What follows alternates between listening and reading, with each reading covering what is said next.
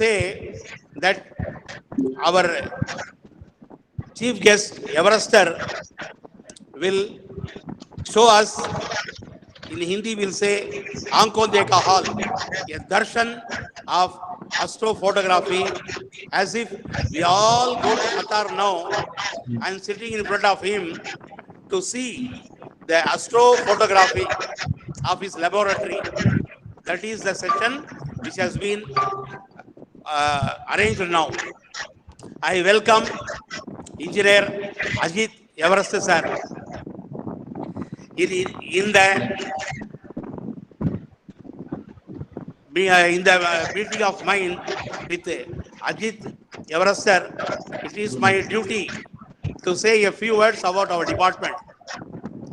Our department is started in the year 1951, but PG program started only in the year 2014. Now it is also scaling like our Everester, our chief guest, because in the short duration of time, say from 2014 to till date, we have produced laurels in our department. Students have not only passed out their PG degree, but also passed out the NET examination, CERT examination, and doing research work in the high-profile universities like IIT, Madras University. Also, they are employed in some of the engineering colleges. Also, our department, there are 5 staff members, all are with PhD. Professor Faiz, Professor G. Mohammad Hussain, Professor Alvin Joseph, Professor Prince Joshua, who is none other than MC, and Professor Aim Mohammad Zahid. Our coordinator, Dr. Nizam Mohiddin, has arranged this program. I am welcoming all the students offline as well as online. I don't want to take much time in explaining about my department. We are very much inclined towards the astrophotography laboratory to be visited, to be seen by every one of us. I welcome everyone. Thank you very much, and God bless you.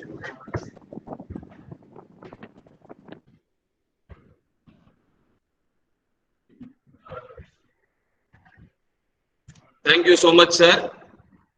Now I call upon our beloved principal to felicitate the gathering. Thank you, Joshua. Assalamu alaikum and good afternoon to one and all present here. My dear head of the department, Captain M. Anis Ahmad, PG and Research Department of Physics, other faculty members from the Department of Physics. Indeed, it gives me immense pleasure to be part of this 2 days international virtual workshop on astrography. This program is organized by the Department of Physics, and indeed it gives me immense pleasure to see the speaker today, Ajith Prabhu Everester from Qatar, who is an astrophotographer, going to give us something new which I have not heard about. And indeed, the Department of Physics as well as all the participants here will be very much benefited out of this. And the department is going from strength to strength. They have produced many PhD scholars since 2014 when the department became PG, postgraduate. I can see a great change, and the potential of each individual is very high in the department. And I hope that the same spirit continues, and all the staff members will bring laurels to the department. With these few words, I wish the department as well as the program all the best. And once again, I welcome Mr. Ajith Prabhu Everester for accepted invitation to share most of his views on the 2 days international virtual workshop. Thank you. Thank you, one and all. Thank you so much, sir. So it is my duty to introduce the chief guest. So just as a routine, good afternoon, everyone. So I thank God Almighty for blessing us all, and I wholeheartedly thank the management for giving us permission to conduct this international workshop. It is my duty to thank my beloved HOD, coordinator, and all the teaching and non-teaching staffs of the Department of Physics. And it is my pleasure to introduce my friend, well-wisher, and a world-renowned astrophotographer, Mr. Ajith Everester. He hails from my hometown, Mylode, in Kanyakumari district, and now settled in Qatar as an engineer. And a question arises: how did he end up as an astrophotographer? Engineer in profession, how did he go for this astrophotography? So it is because of his daughter's inquisitive questions about sky and other related objects in the night sky. As a responsible and a lovable father, his inner passion came into existence. So he has conducted many workshops, seminars in online and offline platforms. Although he has reached several heights, like the process of signing MOUs with foreign governments, is very simple and down to earth. So it's the passion inside us drives us all. So this 2 days must be an eye opener to all budding enthusiastic persons. He will be handling 2 sessions, one today and the other session will be tomorrow. So I wholeheartedly, on behalf of the this magnanimous management and our beloved principals and also the HODs, I sincerely welcome my beloved friend, Mr. Ajith Everester, and please, sir, you please start your presentation. Thank you.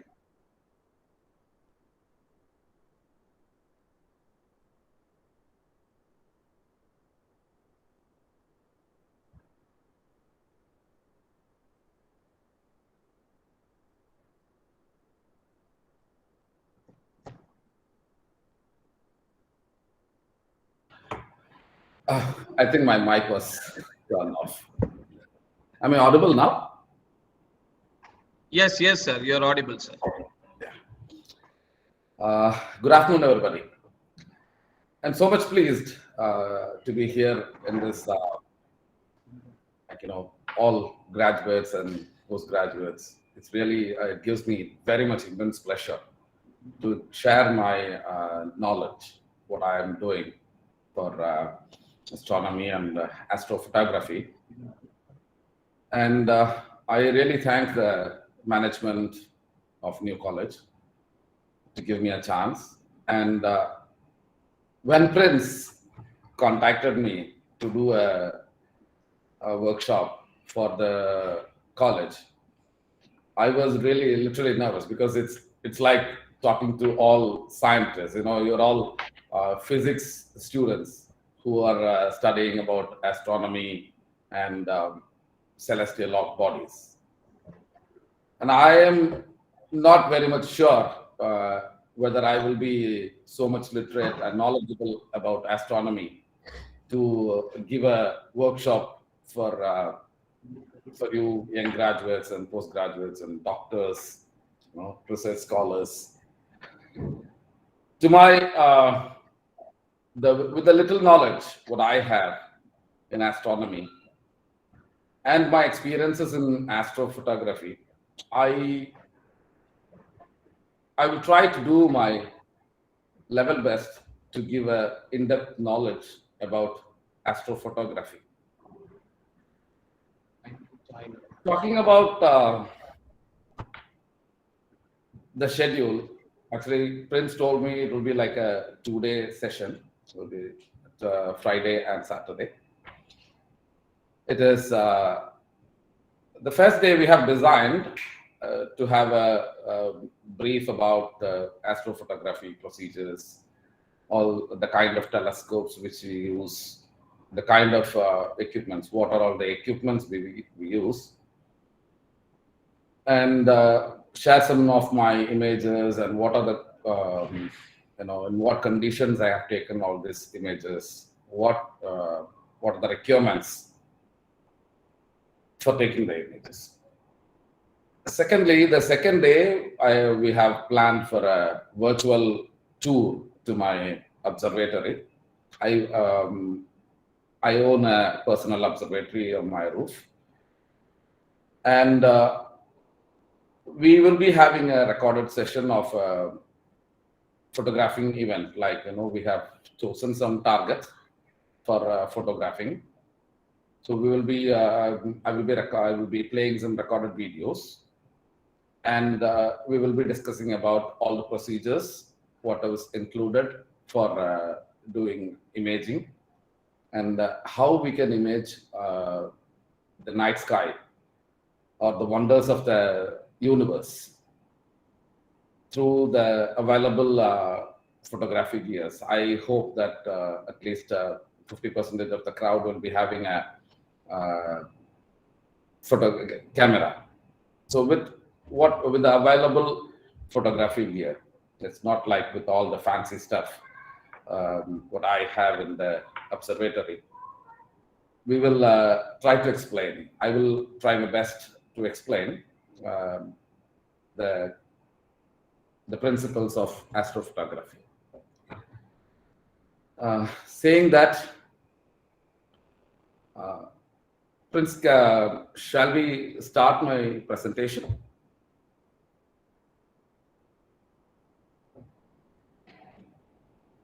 Prince? Yes, sir. You can start the presentation, sir. Please. Okay.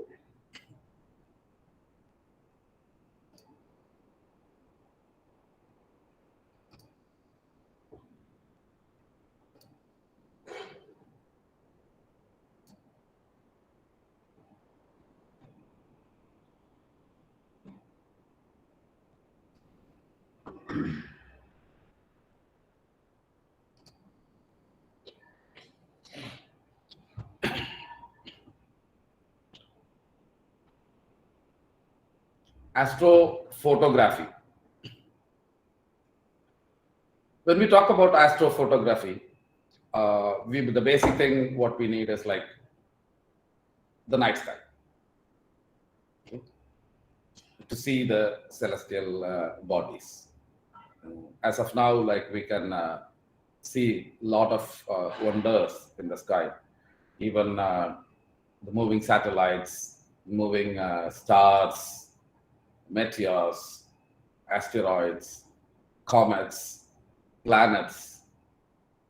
Above that, our Milky Way galaxy, and the other nearby galaxies and the far-by galaxies, nebulae within the galaxy, within our galaxy. So, astrophotography comes in a way with a definition that photographing the celestial bodies. It doesn't mean that we need to photograph only the deep space objects. Here, in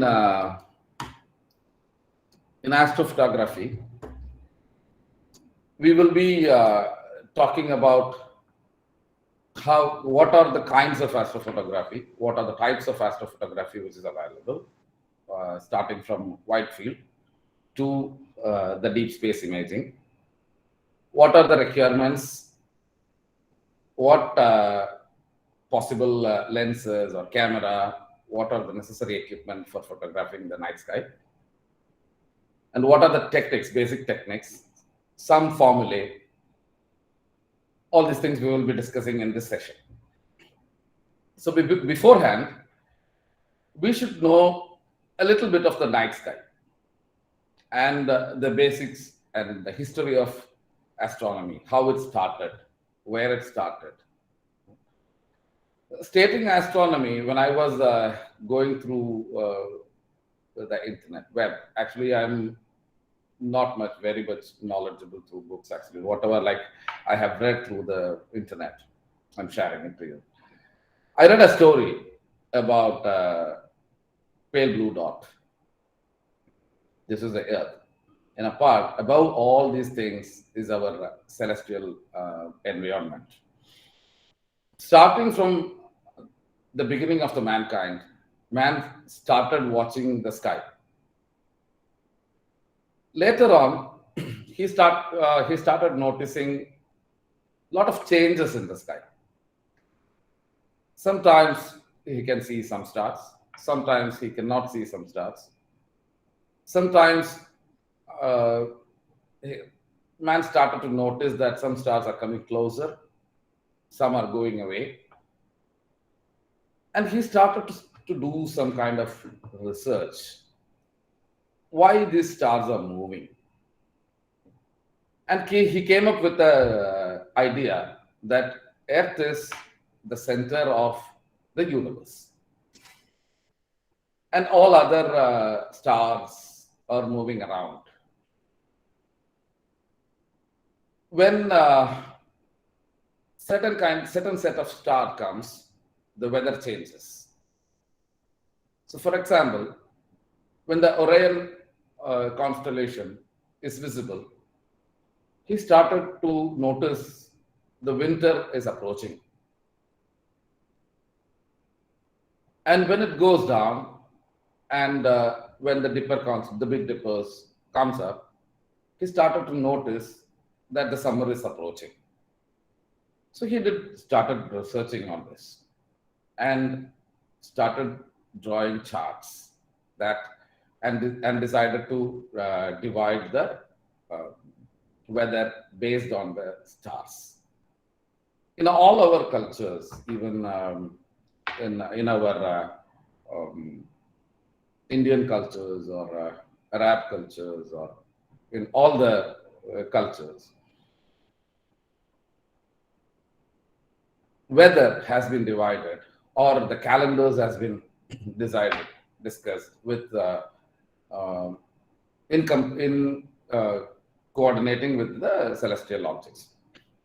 Say like the solar calendar in India, lunar calendar in the Arab civilization. So it's based on all the weather and the seasons have been calculated based on these calendars. Later on, Sir Copernicus, he was not happy with this idea of Earth being the center of the universe. So he did a lot of researches and models, and he was thinking about all these things. And he came up with the idea of the sun-centered model. So now, sun became the center of the solar system, and Earth started to rotate around the sun, and revolve around the sun. So this is how the solar system with the sun-centered model have arrived. Now this is again, you see, like our mobile phones. When newer technology comes, everything is changing. You know, day by day, new technologies, day by day, new ideas, new people come into the market. Same way, now there is another people like in a team with Kepler. They made some advancements in this sun-centered solar system. Then the contributions of Sir Isaac Newton, Galileo, when they have modified the telescopes. You know, the first telescopes were made by a watchmaker, and to see the things far, to see far things closer. This was made by a not watchmaker. It was done by an eyeglass maker. So this telescopes has been redesigned by Sir Galileo, and it is called as Galilean Telescope. And when Galilean Telescope becomes like more heavier and it is a little bit harder to handle, Sir Isaac Newton came with the Newtonian telescope. So Galileo or Newton, they didn't discover the telescope, or they didn't they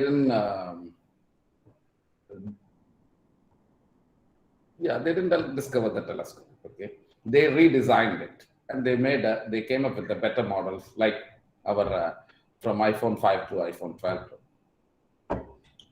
So this is how astronomy evolved, and later on, everybody started watching the sky to see the celestial beauty. And most of the time, in the Arab deserts, the sky is always clear, and they contributed a lot for this astronomy, because most of the time that sky is clear, and they started seeing the sky and the stars a lot, rather than our tropical weather or the other Western weather conditions. So they, I think the first observatory they have made it in Baghdad and Istanbul, like that. So the observatories came up there. They did, they evolved with, they came up with the star charts, sky charts. They drew lines across the sky. They plotted the points. So it became like, it became more and more interesting, and more people studied, more scholars came in the field of astronomy around the world, across civilizations. Later, then they thought of doing a bit of more advancement. Why not we draw the patterns, which they say, and they came up with the constellations. Then photography emerged as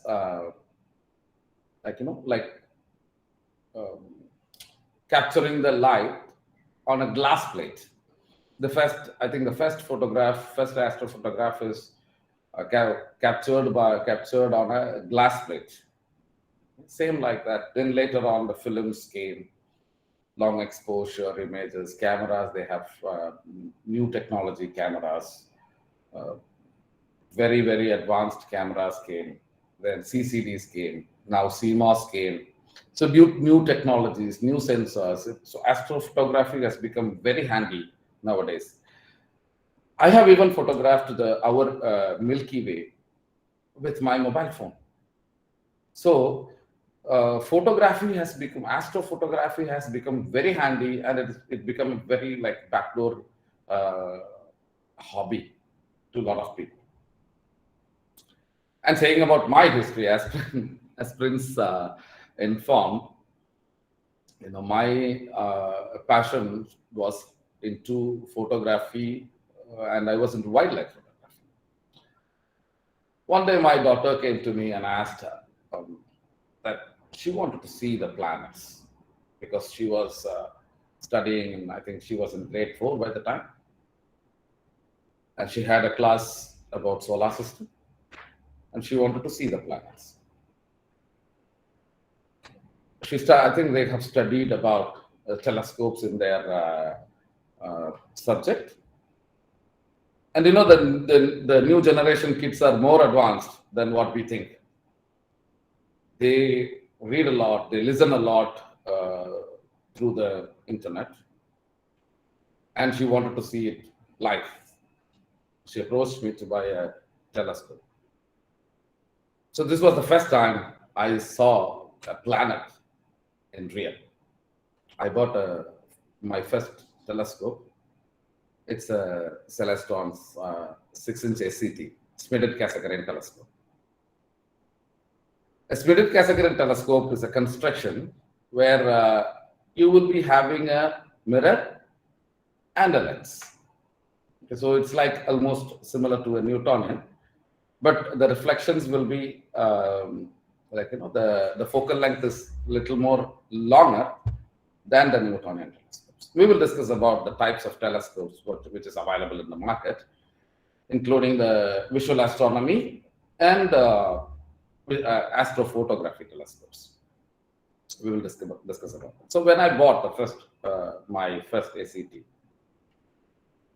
the first planet, the first celestial body which I saw is the moon. It was an amazing experience to see the moon so close, and still I love the view of moon. every day, whenever I sit in my observatory to see, photograph the celestial bodies, like the nebulae. Nowadays, I'm mostly concentrating on nebulae. I always, my first target will be the moon. Moon is so wonderful to see and to photograph. It's such an amazing celestial body. And that is the closest to our planet. The next one I saw is Jupiter.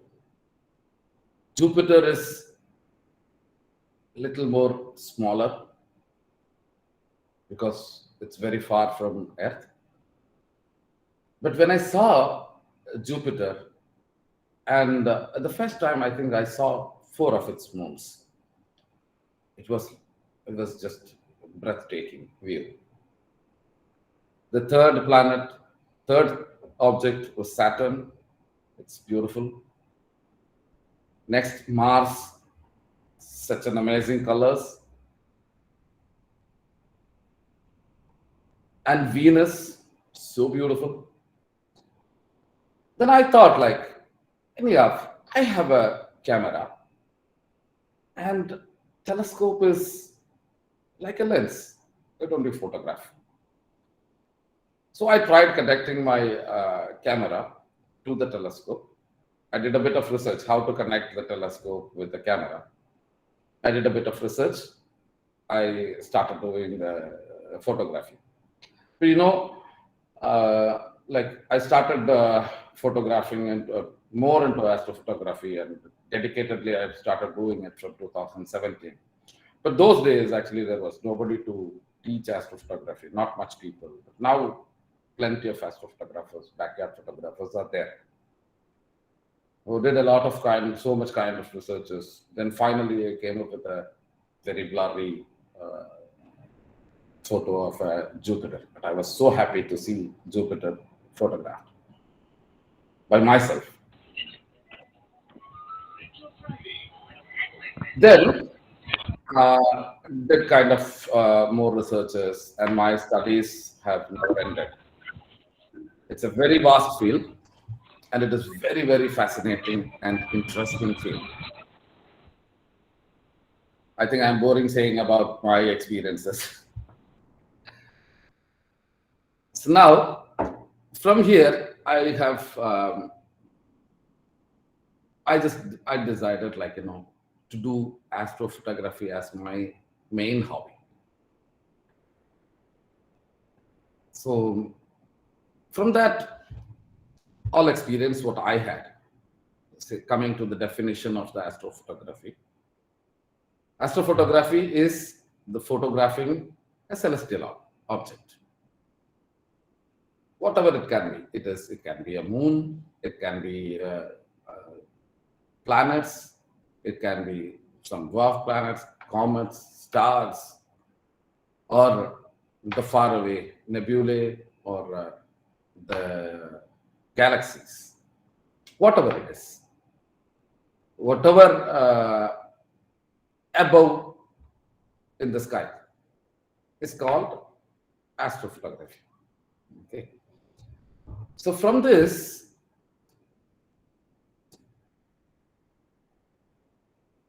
so these are the basic requirements for astrophotography. Here,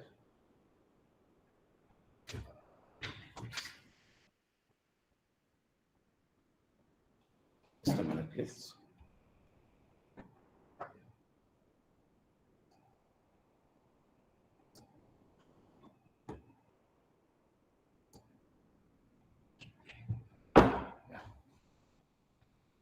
So I wanted to say about what are the basic requirements.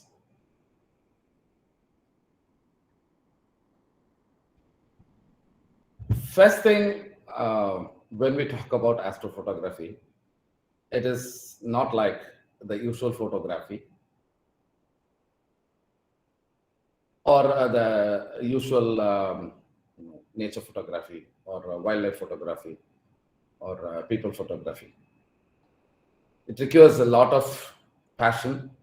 It requires a lot of dedication, because sometimes you have to sit for hours in the night. Sometimes you will have to sit for longer nights, more nights, more and more nights.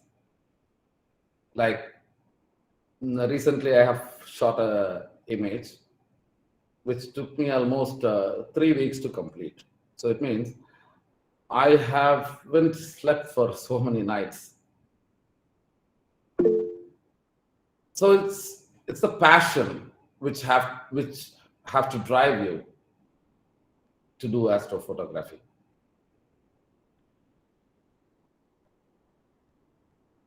The more passion you have towards astronomy and photography, you will become a better astrophotographer.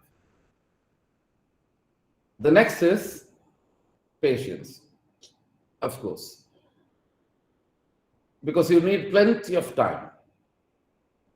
Say, my last image was around 40 hours of exposure. It was for, I think I shot it on 8 continuous nights. So for 8 nights, 5 hours each night, it took me 40 hours to complete one image. So it needs a lot of patience to come up to see the final result of what you are photographing. The third thing you need is a proper planning. The weather conditions, the sky conditions, the sky brightness, and where you are going to shoot, what kind of object you are going to photograph, what is the characteristics of the target. Say, for example, now it is winter, almost it is close to winter, because the Orion Constellation is up in the sky.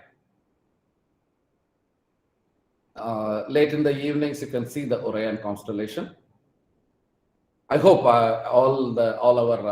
almost all our participants will be are from physics department, and they are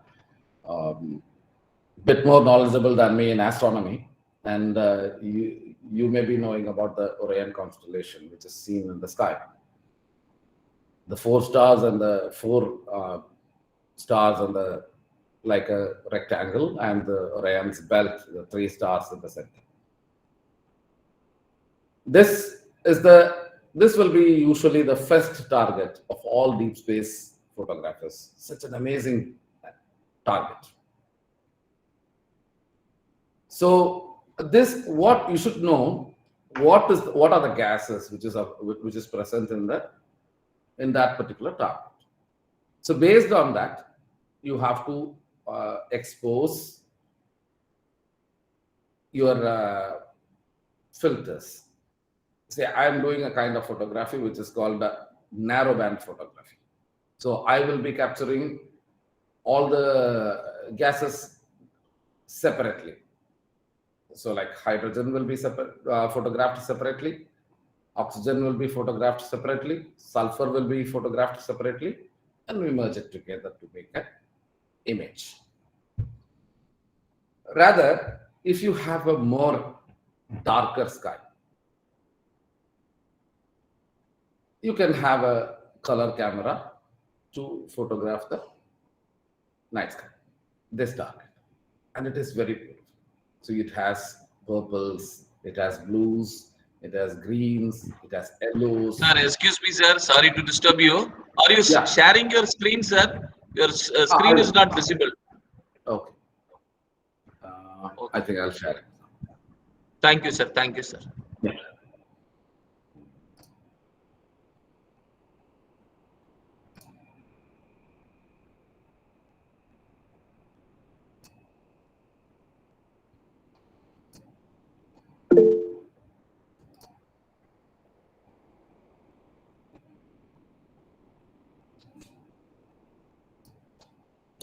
Is it visible now, friends? Yes, sir. Yes, sir. Is it visible, sir? Okay. Thank you. Thank you. Fine. So, all these characteristics have to be analyzed, and we have to find, now we have to find from where, which location it will be visible, and what is the timing it will be visible. So we should know all these targets, like, all these planets before going for photograph. So either it is for photographing or visual astronomy, we have to do all these kind of plannings. What target we are going to see, or what target we are going to photograph, from what is the rise time of the target, and what is the set time, at what degree angle it will be available, at what altitude it will be available, and what is the brightness level, what is the magnitude level of the stars, and what is the magnitude. So what kind of what is the size of the target, whether it is small size or big size. So you will be requiring a wider eyepiece, or a wider telescope, or it's a narrow one, or it's a longer, a small target. So you need a smaller, or the eyepiece with a longer focal length, or a telescope with a longer focal length to photograph. So all these plans. Now cameras. Without people who are interested in photographing the night sky, we'll be having, of course, photographers will be more interested in. You will be, everybody, most of you will be having a DSLR. So any DSLR is capable to do the night sky photography.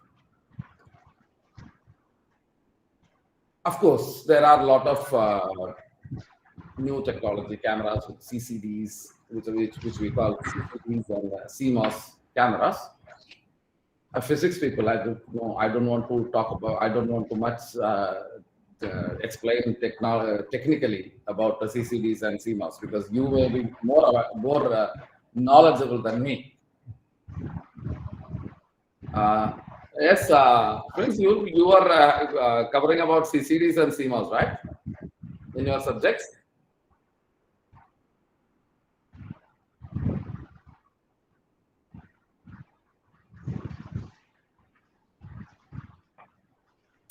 I think Prince is not available. Okay. Yes, sir. Yes, sir. You are right. Yeah. So Yes, sir. so I don't want to go more technically about the camera build, like, because CCDs, of course, charge couple devices, and CMOS sensors. The new technology has come up with CMOS sensors, and those are very nice cameras. CCDs are the best, and CMOS is still now coming up. It's upcoming technology, which is, there is a lot of research going on in CMOS cameras for astrophotography. And the regular DSLR cameras, we are modifying it. Same like our human eye, there is a IR, infrared block filter, in front of the sensor of the regular DSLR cameras. So these IR block filters blocks all the infrared rays from the night sky. The night sky is filled with IR, infrared rays. It is the red light which comes from the universe. It's so beautiful lights. Similar to our human eye, which we cannot see in infrared rays, which is above the visual spectrum. So similar, we have developed the cameras with the IR filter. So people, there are modified astrophotography cameras. With the regular DSLR, we will remove the infrared block filters, and we will use the sensor directly to expose to the light. But these cameras actually is not that much very much popular to photograph in the night because the sensor will get burned off because of excess light in the daytime. So that's why modified DSLR astro modified cameras are used in the night to photograph the night sky and the night landscapes. Here, added to removing the IR block filters, we have clip-in filters for capturing the particular kind of lights. Say, for example, if we want to capture the most beautiful H alpha data, so there are H alpha filters which you can clip in front of the sensor, in between the camera sensor and the lens.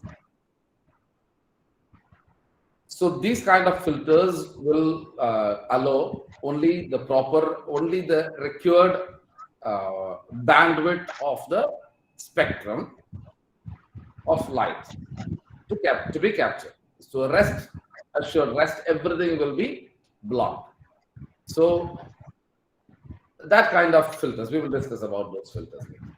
So that kind of either a regular camera, or if you want more information from the sky, then you can have a modified camera or a dedicated astrophotography cameras. In the astro modification, we will be adding a cooling system to cool the sensor because the exposure length will be very long, and all this data which is coming to the sensor or in electronic pulses, and which can overheat the sensor and it can spoil the image.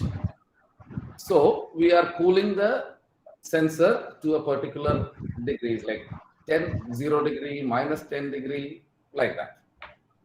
So the newer, the currently available in market, actually the available dedicated cameras can cool down the sensors to minus 40 to 45 degree from the ambient temperature. So those kind of cameras are available. And coming to the next one,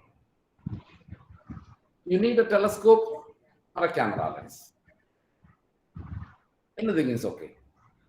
Either it can be a telescope or it can be a camera lens. For photography, either one of that can be used. Rather, you can say, like, lenses are more expensive than telescopes, and the available lenses are not having that enough focal length, longer focal length. I think the market in the market, the maximum available focal length is only 600 millimeters, 600 mm. Lenses are available, and these are quite expensive. It comes around $10,000. The 600 mm lenses. So this is not that very much easy for a common man to photograph. So in that case, telescopes comes in different ranges. It comes with lesser optics, so it will be cheaper. With more construction, with more optics inside, or more elements and new coatings. So these are a little bit expensive, but still it didn't reach up to the mark of the lenses. So telescopes are little cheaper.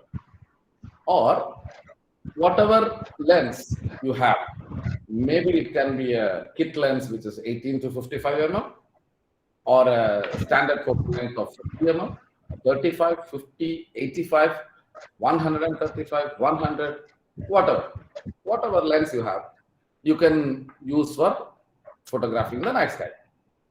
Provided the only thing is, when it is a wide field or 18 mm or a 10 mm lens, you can cover only the wide field photography.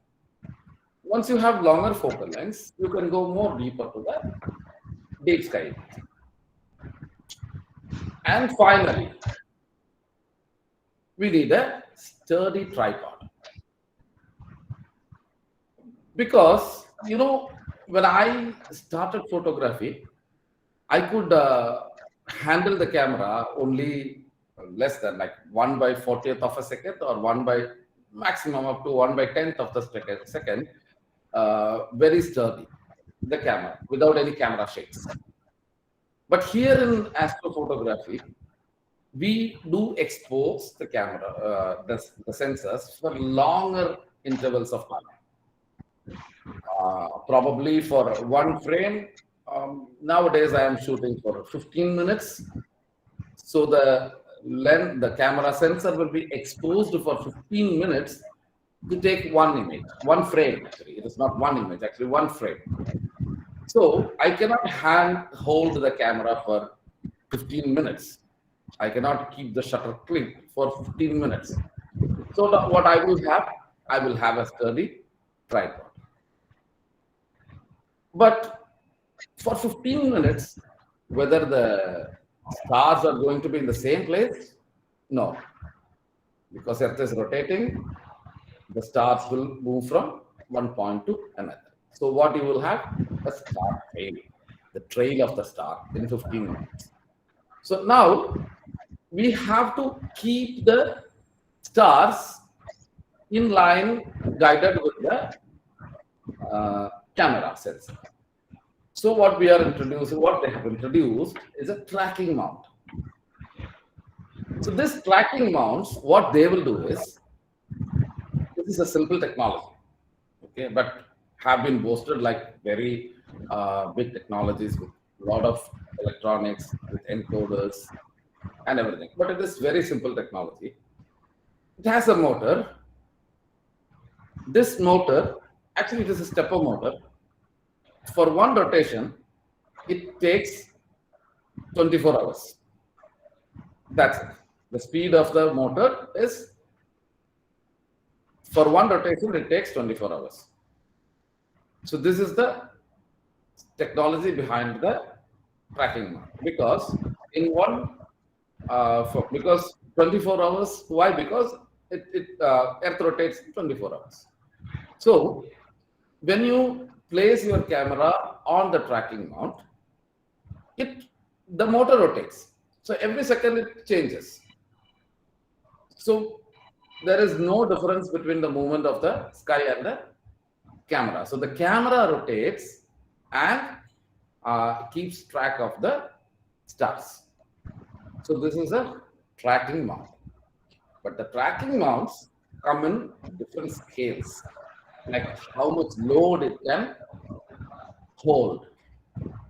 Starting from 2.5 kilogram until 60, 70, 100 kilograms it can hold. So here is the price difference, and here is the kind of devices, what mount do you prefer.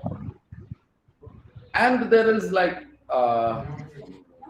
different kinds of tracking mounts, whether it is altitude azimuth, or a manual tracking mount, or an equatorial mount, or a CG mount. It works on the principle of the center of gravity.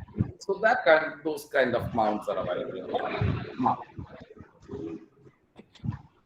So we will come up about the mounts in the later session. We will discuss about the equipment, what is necessary. We will discuss about all this. I will show you the images of all the mounts and what will be the price ranges and what is necessary for you. Okay. So this is the cameras actually. Now I think I'm showing in the screen the regular DSLR and the CMOS or CCD cameras. The camera which is shown here is, this is the camera on the right side. The CMOS camera is the one which I am using for photographing. That is a brand called ZW, and the model is ASI 1600.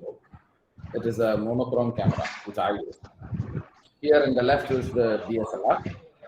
This is Actually, the first image is the image of the Pleiades, and that is shot with a unmodded camera, a stock camera.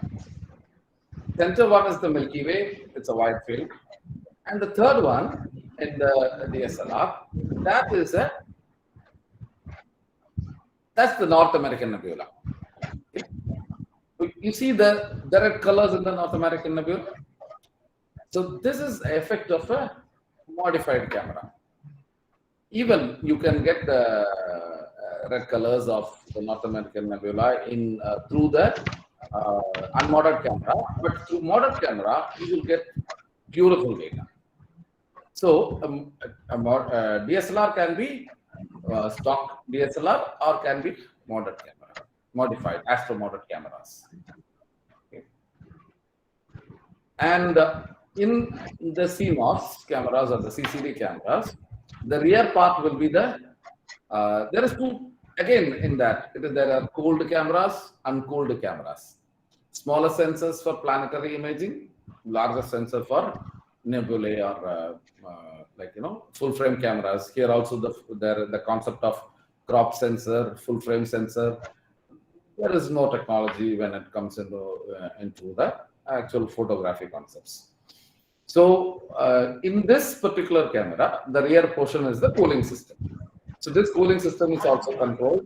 This cooling system. Next comes the tracking mount.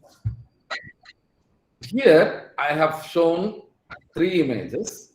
One is the a regular tripod. Second one is a tracking mount, a sky guider. And the third one is the actual equatorial mount. What the equatorial mount does is, it tracks the sky in a, as in the orbits, like in the, as per the orbital, like Earth's orbit, it tracks in 3 axes, you can say. It tracks both in, but it sees the stars and either in right ascension, it tracks in both right ascension and declination. So here, when it comes to right ascension and declination, okay, the usual, the sky guider tracks the sky only in the right ascension. The declination is fixed. It tracks in one direction only. But the equatorial mounts will track the sky in both the directions, in in right ascension and in declination. Both the directions it will, in both the axes, you can say, not the direction. In both the axes it will track the sky. And the tripod has the constraints that when you are using a camera or when you are using a regular camera for photographing, it cannot move.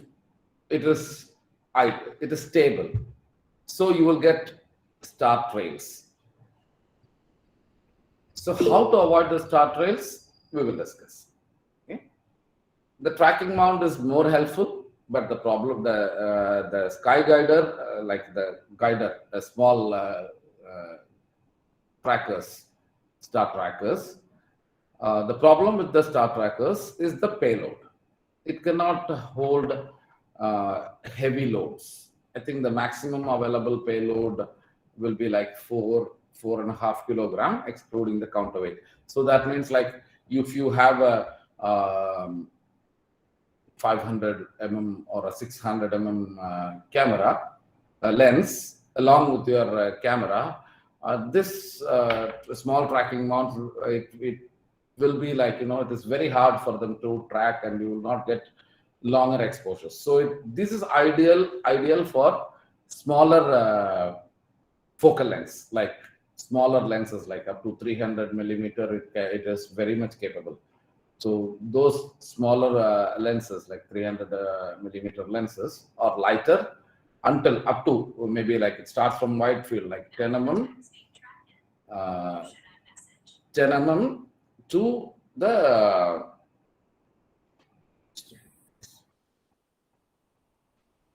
from 10 mm or the wide to last, to longer focal length, like maybe to 300 millimeter.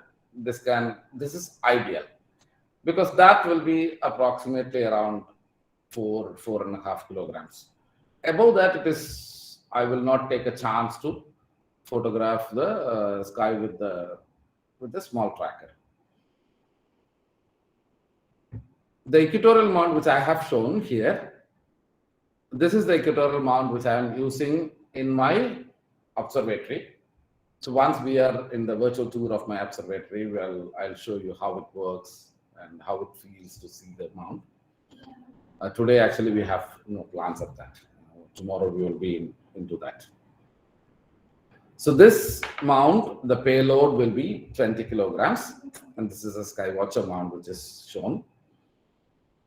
There are more bigger mount, or the EQ mounts. We call it like EQ mount.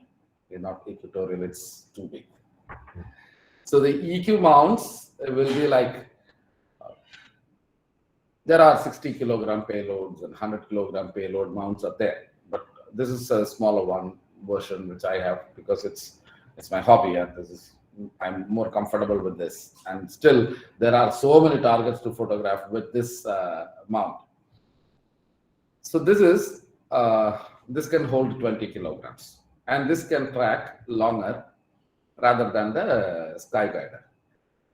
But another system will be included with this, is a guiding system. This can track the sky, but we will guide for longer duration of times. Now, yeah. See, do we have any questions regarding whatever the equipments? I think we can discuss about, like, it's been a long time I'm talking.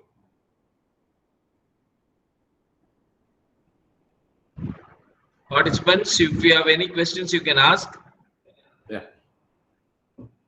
So then we will come up with the different forms, how to photograph.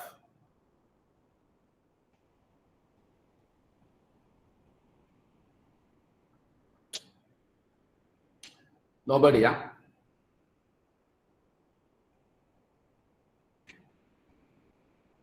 Okay, then we will start again, like, with this different forms of astrophotography. Okay.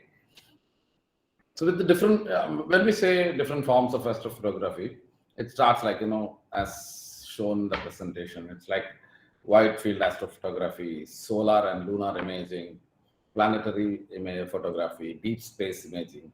Okay. So here, wide field, we call it like, mostly wide field is into photographing Milky Ways.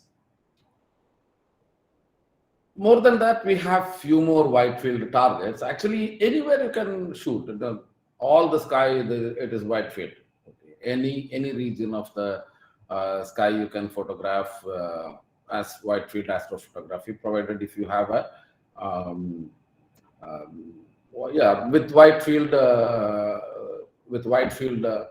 astrophotography, you can create plenty of beautiful photographs, because the focal you can, and you can get clearer, sharper images. And for solar and lunar imaging, like 300 millimeter lens, or like a 400 millimeter lens is more than enough. If you want to image the moon or the sun, actually, I will not recommend using the regular lens without any filters. We will be adding a solar filter, or there are solar telescopes, so which is used to see only the sun. So the filters are more cheaper compared to the cozier or fancy solar telescopes. But one thing is, in the solar telescopes, you can see the prominences and the prominences, the chromosphere and the prominences of the sun. But with the regular filters of, like the solar filters, it is not that very, you cannot see the chromosphere of the sun, or the prominence of the sun is not visible. Okay, because that was another hydrogen alpha telescope. Okay, it will be like very, very narrow hydrogen alpha telescopes, which shows you that. Excuse me, Ajith sir. Yes. There is a question in the comment section. Yeah. Someone has asked, do we need a specific computer or laptop? If yes, what are the needed specifications for astrophotography? Okay. Yeah, we didn't discuss about those part, right? We will. I'll tell you that. Okay. Thank you. See, for if you are using, like, this is based on what equipment you have. What if you are doing with the DSLR, it is not necessary to have a computer or any fancy like laptop, or nothing is that needed. Okay. Because you are using the minimal requirement. So just if you are shooting on a tripod, maximum is like you can photograph for 1 second. Okay, that will be your one frame.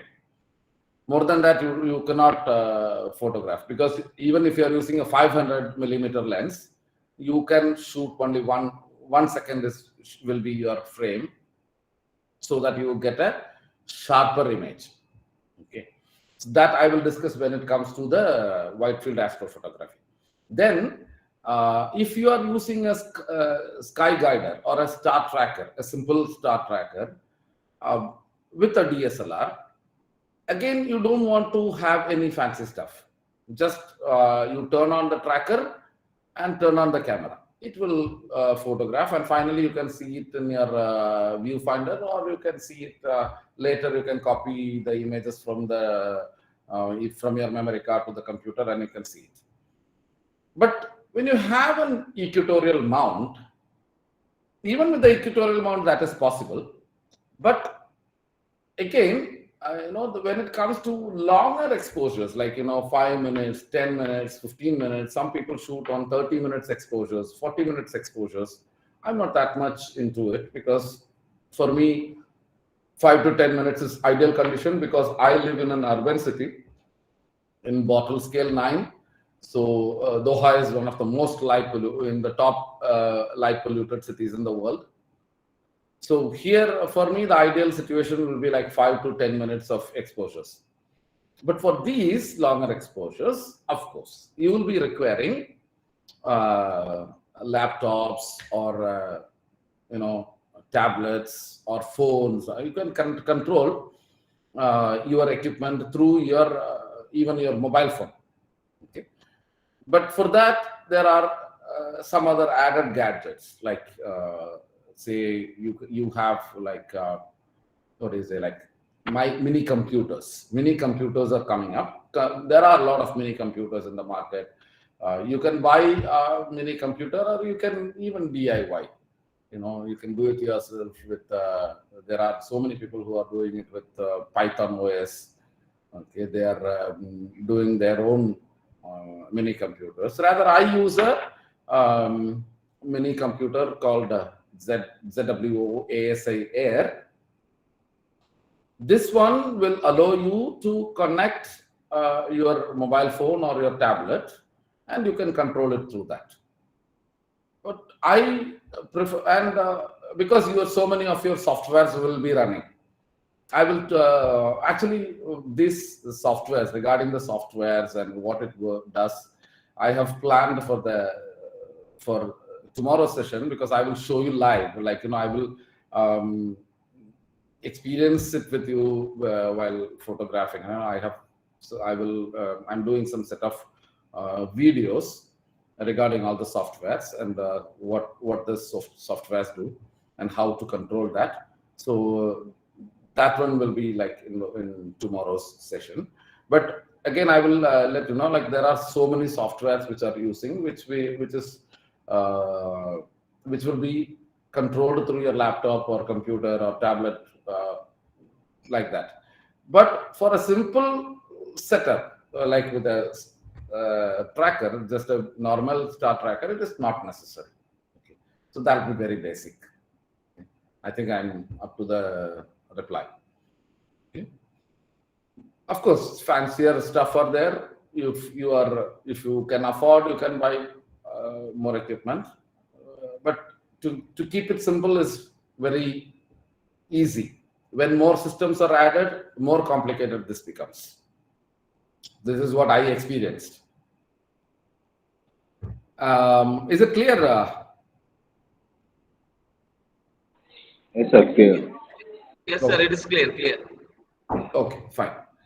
So for solar imaging, when I was talking about the solar telescopes, right? It is the hydrogen alpha telescopes, and here you can see the chromosphere and the prominences. And for the next level comes to the planetary photography. Nowadays, actually, we are using. I'm using a Smidit Cassegrain telescope for solar for my planet images. Okay, and with a planetary camera, it's a small sensor camera with a crop factor of 7. So it multiplies your focal length of your telescope to 7 times. So you have longer focal lengths, so that you can reach the planets more closer, unlike the irregular wide field images. But the concept is same. Only thing, the sensor in the camera is more smaller. And the next comes the deep space imaging. This is the vast field. Okay. Here we will be using here also, like, even in deep space imaging, we can use wide field or longer focal length telescopes. I personally use a telescope with starting from 360 mm. I have a 360 mm telescope. I have 460 mm telescope, and my main imaging scope is 714 mm. And I have a telescope with 1500 mm focal length. So it depends on your target, which target you shoot, so which telescope you choose. So that's like that. So if you want, so based on that, you can choose the telescopes. I have to see whether I have added the. Yeah, so here, see, yeah, beforehand, I want to discuss about the types of the telescopes what we have in the market. There are Dobsonian telescopes, there are Smidit Cassegrain telescopes, there are McCuskey Cassegrain telescopes, there are refractor telescopes, there are Newtonian telescopes, there are astrographs, so many kind of telescopes are available in the market nowadays. Okay. So for the telescopes with the Dobsonian mounts, most of the time it is used only for the visual astronomy, because Dobsonians are not tracking that easily, even though we have a lot of go-to tracking mounts, like the Dobsonian, even Dobsonian, they have go-to mounts with the tracking system, but there is a lot of limitations in using Dobsonian telescope, because Dobsonians are very huge. Say if you want to have a 16-inch Dobsonian, you need a very big pickup to carry it and to assemble it. Then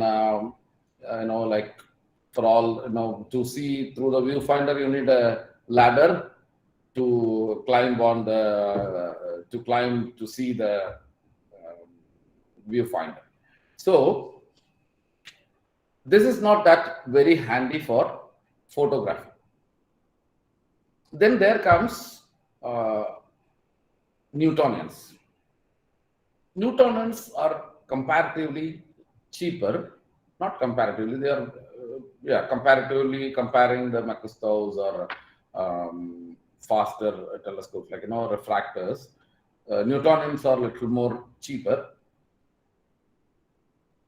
But, so when it becomes cheaper, the optics which they use in the Newtonians, it differ from price, it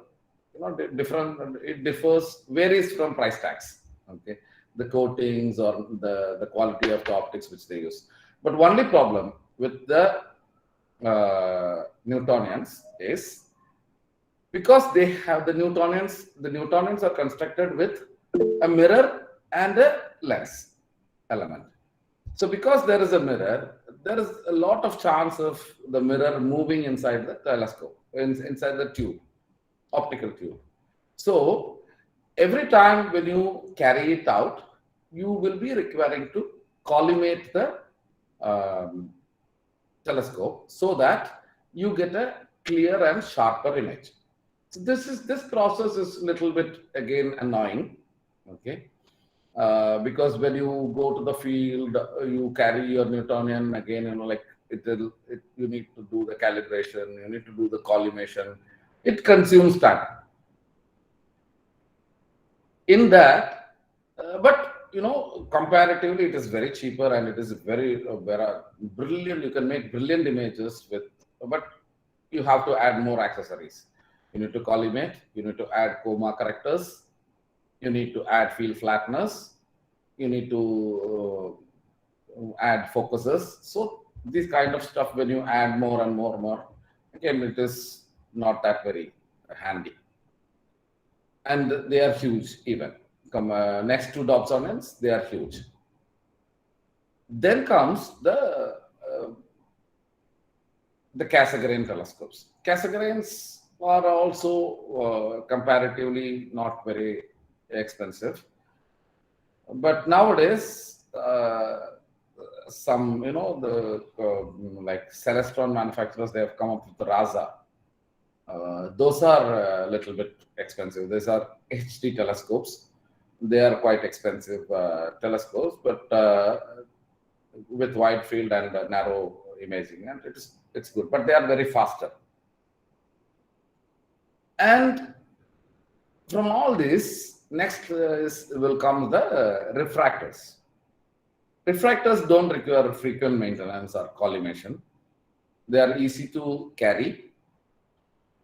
Comparing the prices of the faster Razas or the Newtonians, it is the moderately priced based on the optics which you prefer. Here, in the optics, there are different types of optics which comes. Achromats, I think, as physics students, and you may be dealing with optics. Achromat telescopes are coming. Then apochromat telescopes are coming. And now it is like, doublets, triplets, quadruplets, based on the number of elements and which they are using inside the telescopes. This varies. So if you buy a 700 or 1000 mm telescope in refractor, you have different price tags there. If you want to buy a achromat telescope, maybe it is $200. If you want to buy a doublet, maybe it will be like $300. If you want to go for a apochromat, triplet, it will be like around $600, $700. If you want to go for a quadruplet, again it goes up. Then based on the focal length, not the focal length, the aperture. If you want to buy a f10, it is cheaper. If you want to go for f4, f2.8, it is expensive. So these are all interrelated. So we have to keep in mind our budget, and we have to choose our equipment, okay, and the targets. But there are a lot of options. In Newtonians are beautiful for this. because comparatively the prices of the Newtonians are cheaper for photographing also, because this astrographs have come up with a lot of lot of options for the photographers to go ahead. Okay, now we will discuss about the wide field astrophotography. Wide field astrophotography, as I think I have discussed earlier about wide field astrophotography, is mainly into the Milky Way. Okay, this is an image which I have shot with a 14 mm lens with a stock DSLR with it's a Nikon DSLR from the deserts of Qatar. Okay. But this is a panorama shot of 3 images. This is a way how it looks, the Milky Way. So this is a wide field imaging.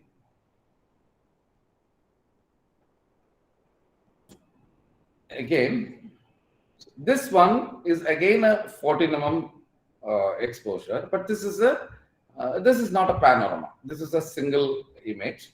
This was shot from Ladakh. Yeah, these are also from Qatar. A second image, I was so much lucky to capture the sandstorm while I was photographing the Milky Way. All of a sudden there was a sandstorm, and I could photograph the sandstorm along with the Milky Way, and I was so delighted to see the results of the sandstorm along with the Milky Way. So for this, you don't require much fancy gears. Okay, this is like you can have, even if you with a basic DSLR and the basic kit lens, say like the 18, usually all the cameras, the basic kit lenses comes as a 1855 lens. With that lens, you can photograph this events, the Milky Ways. One thing you have to keep in mind is there is a rule to get a pinpoint stars, like, because you don't want a star trail, because otherwise, like, we intensively we will create star trails, but when you really want to capture the stars, you don't want any trails in the stars. So for that, we will be using a thumb rule called 500 rule. Okay, here what it says is the number 500 divided by your focal length, your lens focal length. Say, for example, if you are using a 50 mm standard lens, see that the third image in this on the right side is shot with a 50 mm lens. This is the image of a Milky Way, and this has Lagoon Nebula. This has Trifid Nebula. So many nebulas are there inside this. So this is a 50 mm capture. So say similar like that. If you want to capture a 50, if you say that you have only a 50 mm lens and you want to photograph the sky, so what you have to do is, and you have a full frame camera. I'm talking about a full frame camera. So you divide 500 divided by 50. So you have got number 10. So this is the magic number which is going to work you out with sharper stars. This is the maximum permitted exposure length or the shutter speed. Shutter speed of your camera should be maximum 10 seconds. Okay. Maximum 10 seconds is the exposure length for photographing the night sky if you are using a 50 mm lens. Okay, now you have a 18 mm lens. here, when you are, I think we can map, around 25 seconds. Yeah, around 25 seconds you will get, because 500 divided by 18. 500 divided by 20 is 25. So approximately around 18 to 25 to 30. 30 actually is little more on the other side. So if I have a 18 mm lens, I will stick to 25 seconds for photographing. More than 25 seconds will give you a trail in the stars. So for sharper stars, it will be 500 divided by the focal length. Then say if you are using a 100 mm lens, the shutter speed will be 5 seconds. So it goes on like that. The thumb rule is 500 rule. 500 divided by your focal length will give you a sharp star without any tracking mounts. Just on a tripod, you can get all these images. Actually, I have taken all these images except the third one, this wide field, this 50 mm exposure, that was on a simple star tracker.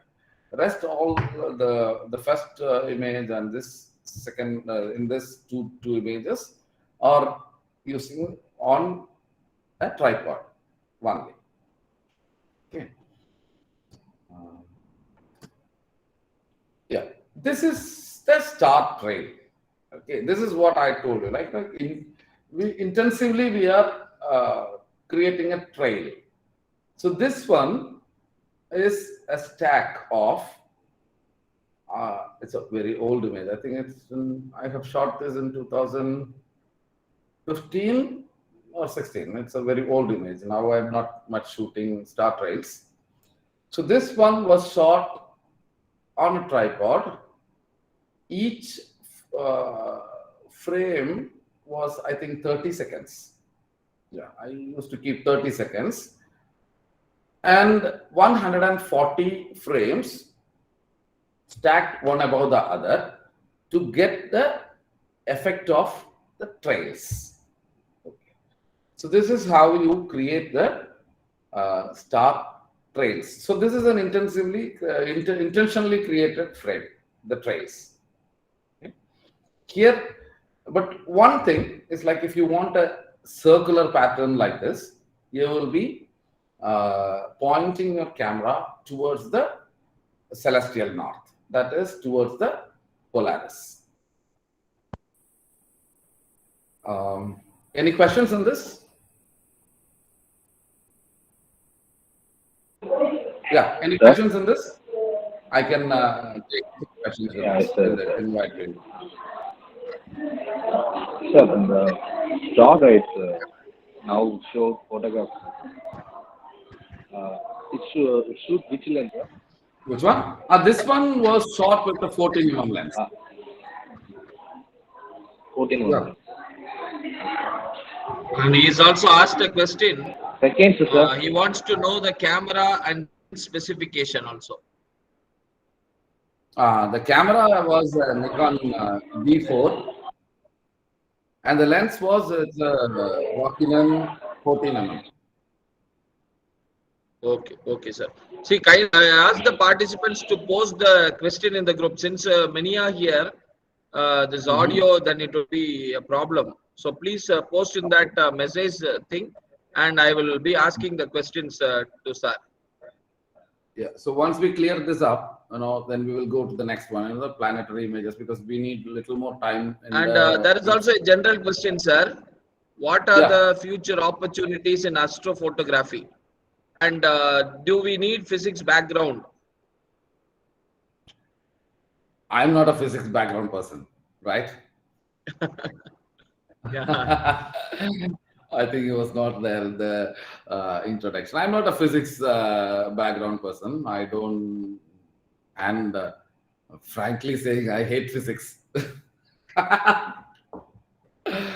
Actually, I was very much scared of physics when I was studying in the school and college. You know, too many stuff to study. But you see now actually when you grow up, and physics is little more interesting when you learn more things in person. Like when you experience it, it's getting very much interesting. So you don't need a physics background for astrophotography. You need, as I said, you need more passion, more patience, lot of dedication, and some photographic gears. You can you can do astrophotography. And regarding the opportunities, in astrophotography, yeah, here now, because there is a very good knowledge of astronomy nowadays. It's coming up. It looks like it's in the next 5 years there will be plenty of people into astrophotography, because all the recent discoveries are done by the amateur astronomers, say like the backyard photographers like me. Okay. Recently, like last week, I came up with there was a news about like asteroid or comet, whatever, we don't know. Actually, it's a solar. They say a stone from the sky, okay, which went and hit Jupiter. Okay, this was last week. It was photographed by a amateur astronomer like me, and it went viral. And there are people who are finding new galaxies, new nebulae. They are naming in their names. It's like amazing experiences. So I hope maybe one day there will be some nebulae in my name. So this is a booming opportunity. You can take it. I think you can take it as a profession, but not as a full-time profession. Okay, because it's not so much rewarding until you reach up to some creamy layers. Otherwise, it's not so much rewarding. Otherwise you need plenty of patience to find something new, because universe is like it's so vast. Anywhere you can find a lot of things, because I think it's very, very. I think 4% or 3% or 4% of the universe is only discovered. So rest, everything is there to discover. Okay, so those possibilities are there.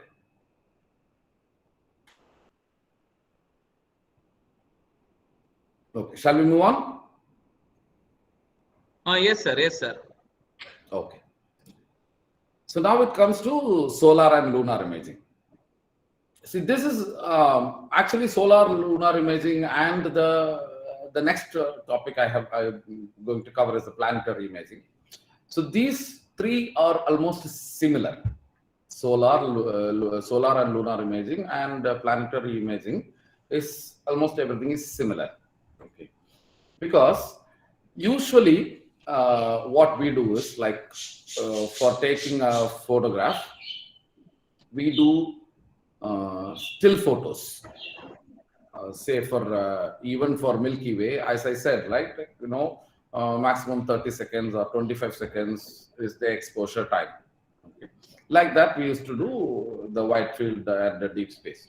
But here, for solar imaging, lunar imaging, and the planets, we used to do we used to record videos. Okay.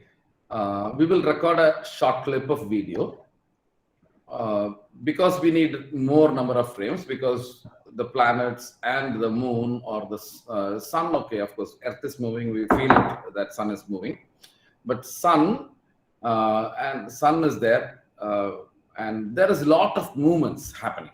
Okay, even though you feel the moon is moving very slow, it is actually moving very fast. Okay, same like that all the planets.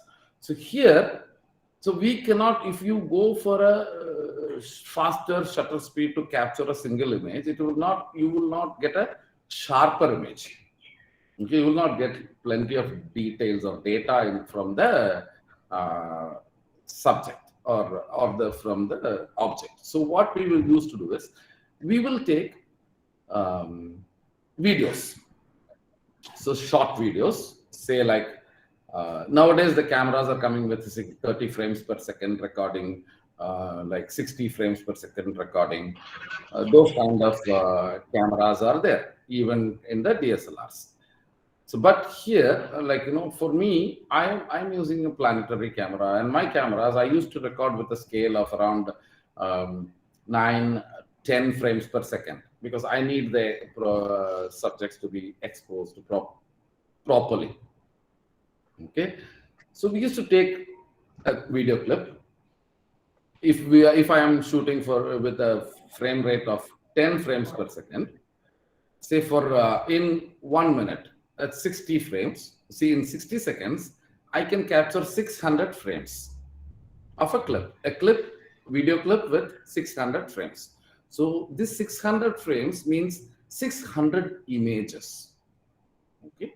So now I will take this video clip to another software which will convert this video to a photo. That means it will extract all these 600 frames to 600 photos, and it will stack together and give you a beautiful image. Okay. Now, if you are interested, I'll tell you the names of few softwares. Maybe you can note it down. Okay, which will convert this video to the files, like to frames. I am using a software called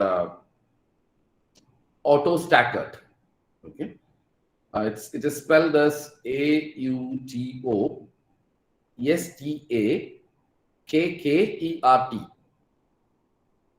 Okay. There is another one software called PIPP. One more is there. Sir, can you Registacks, REG. Yeah. repeat again? I am not audible. I think your voice is breaking. Yeah, it is. It is AutoStackert, PIPP, Registacks. So these softwares will allow you to input. I'm not audible. We can hear you, sir. Okay, fine. So these are the softwares. I think this AutoStackert, PIPP, and Registacks. These softwares are used commonly to extract the frames from the video and to stack everything and to give a beautiful image. You see, this is a photo of the sun, which I have taken in the midday with a solar filter. Okay, this is a single exposure. Okay, and coming to this was shot during the last total eclipse of the total lunar eclipse. It was, I think it was shot in 2018. Yeah, 2018 or 19. We had a total lunar eclipse in Qatar, and this was shot on that day. Okay, this was shot with a 500 mm lens. There was no tracking mount. It was on a tripod and with the regular DSLR. And yeah, this is the moonscape actually. So this photograph of the moon is taken using through the one SCT 6-inch Spindle Cassegrain telescope using a. Pardon? Am I audible? Yes, sir. Yes, sir. You're audible, sir. Yeah. because I hear someone telling that I was not audible. Okay, so this one was shot with a 6-inch Schmidt-Cassegrain telescope on the equatorial mount with the planetary camera called ZWO ASI 120. Okay, this is a color camera. So this image is taken as how I said, like as a video. It was being recorded, and then it is been extracted to frames, and it is tagged. Excuse me, sir. Yes. I can't see the image of what you're talking about. Are you displaying the image or just you're explaining? Yeah, I'm displaying actually. It's not seen, sir. Oh, really? It is I'll, visible only, ma'am. It is It's visible visible, only. it's Kindly visible. check your internet connection because it is visible here. Oh, okay, sir. Sorry, sir.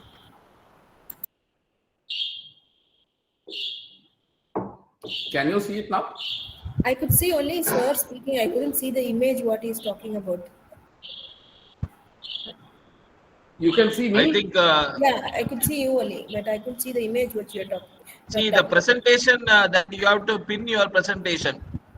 Sir Okay. has shared the presentation and everyone can view it. But the Okay. thing is that you must view it from that source. Okay, sir. Got it.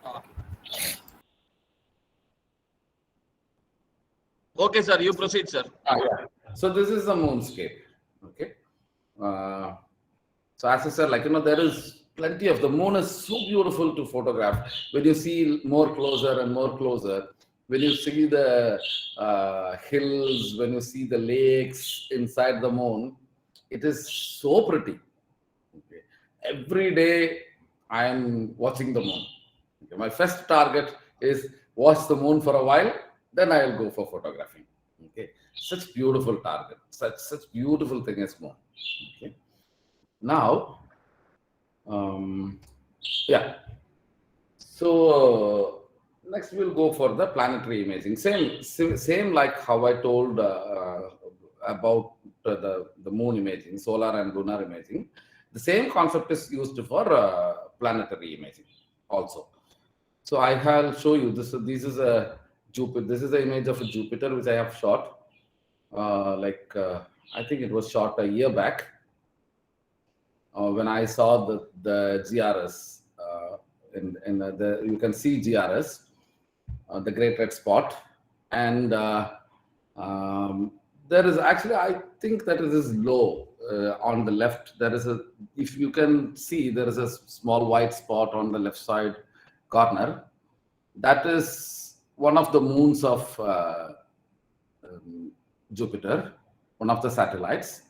And there is a small black dot on the inside in Jupiter. You will see there is a small black dot. So that's a shadow of another moon, which has been cast. So this I have taken a year back.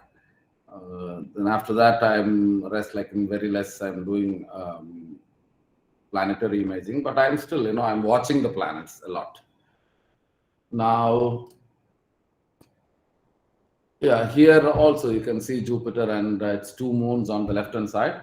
Can you see the two moons of Jupiter here? Yes, sir. We can see, sir. Yeah, those two moons are there, two of the Jupiter satellites. And here, actually, unfortunately, I couldn't get the GRS in this.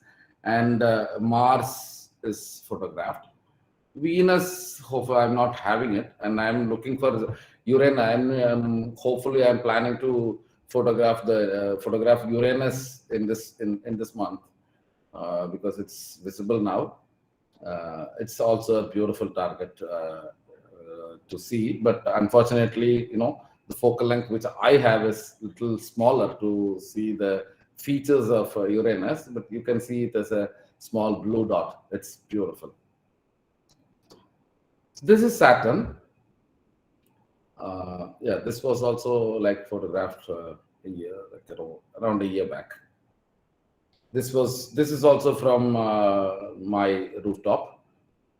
from from city skies. So you can see Saturn very nicely if you have a longer focal length telescopes. And the same principle of photographing the moon, we will be photographing the planets. So any questions in this solar, lunar, and planetary imaging? If anybody have any doubt in that, and you can just ask your question. Sir, Manika Rajan has asked a question. He needs that correct spelling of this editing software, what you are talking about actually. Okay, it is Auto Stacker, AUTOSTAKKERT.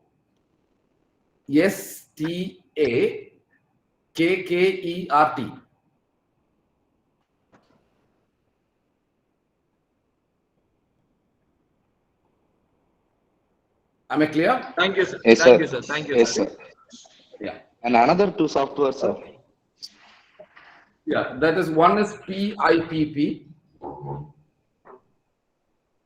and another one is Registax, REGISTAX.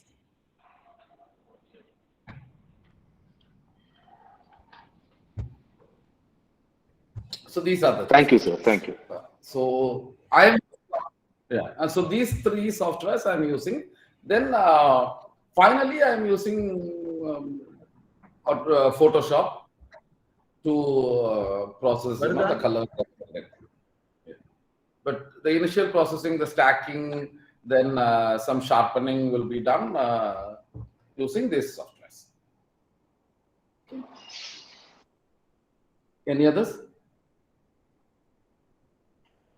Any other questions? Okay, we'll go on. Okay, sir. Yeah, proceed, sir. Okay. So now comes our major part in this, deep sky imaging. So this is really a fascinating experience to see the night sky, the deep sky objects coming up on your laptop screen or your tablet screen. It's so beautiful when you see the first image popping out. Because as I told that the tomorrow's session will be more into practical. I'll show you how I am photographing. I will do a virtual tour inside my observatory, and I will show you all my gears, what are the gears I have, and I will tell you how we can, which one you can get if you are interested. So those things. So here in this session, actually, what I have designed is I will show you the images, few of the images that I have taken, and how hard it was to get, and what are the filters used in that, and how many hours almost it was exposed, and from my first image to I think the recent image, I think it is there, and those things we will discuss in this. Here, there are two types of imaging. I think I have earlier said it. If someone missed it, I'll tell you here. Monochrome imaging and color imaging. Color imaging, we usually call it as OSC, one-shot color cameras. Okay. Monochrome imaging is through specialized filters we use. Okay. The difference between monochrome and color imaging is, in color imaging or the one-shot colors, this is mainly used to photograph the broadband targets. Okay, narrowband targets this is not much used actually. Color OSCs, one-shot color cameras are not much used for one-shot color for narrowband. But monochrome imaging is mainly used for actually in both cases. We are using for broadband and narrowband, because in one-shot color you cannot capture certain gases like oxygen and sulfur or H beta. these are, it is not so much capable of photographing through the OSCs. Because monochrome, we have to capture all of them individually. For that, we use special filters. So I prefer to do monochrome imaging. And another advantage of using monochrome imaging for cameras is you can shoot from anywhere from the world. Okay, you can shoot from places like how I live, where I live, from bottle nines. I think everybody will be, most of you will be familiar with the bottle scales. Actually, the quality of sky is measured in the scale of bottle. According to the light pollution, there is a bottle scale 1 to 9. This is what is classified. Bottle scale 1 is the darkest sky and the clear, very high quality sky. And bottle 9 is the very low quality sky, and it is the brightest sky. From my location, I can barely see like 6 or 7 stars in the sky. But recently I went for a trip to Himachal Pradesh, to Spiti Valley. I'm still on that mood. Actually, last week I came back from there. The sky was just amazing because it is bottle 1. You can see millions of stars. That is such an amazing sky. So in monochrome, you can shoot from either from bottle 1 or bottle 9. Even in the bottle 9 with so much of light pollution, you can get plenty of details based on the filters what you use. Okay. So this is the difference between monochrome and color imaging. And in monochrome imaging, I especially use 7 filters. One is like 4 filters I use for broadband targets, and 3 filters I'm using for narrowband targets. The broadband filters are set as luminance filter, red, green, blue, 3 plus 1, 4, including luminance.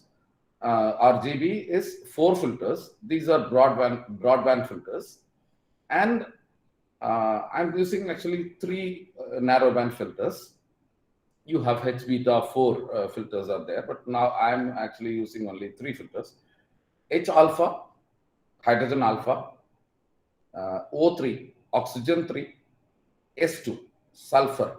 Okay, so these 3 filters I'm using, and my filters, because I'm living in the most light polluted area, as I said, I am using a 3 nanometer filter.